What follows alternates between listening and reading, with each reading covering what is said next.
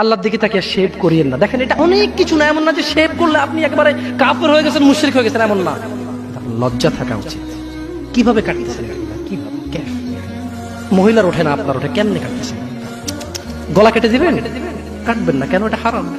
এটা কাটাও তো হারাম। তুমি অপরাধ করিও, যদি তোমার মনে হয় যে আল্লাহ তোমার জন্য জাহান্নাম নির্ধারণ করবে, আর তুমি আল্লাহকে বলবা আল্লাহ আপনি বললেই হবে নাকি আমি জাহান্নামে যাব, যদি এই ক্ষমতার অধিকারী হও তাহলে তুমি অপরাধ করিও।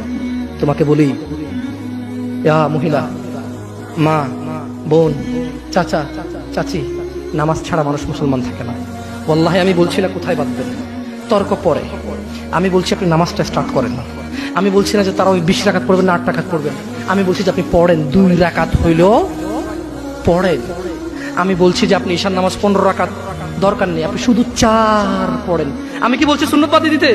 আমি বলছি যে তুমি পড়ছো না, শোনো, ভয় পেও না, ঈশার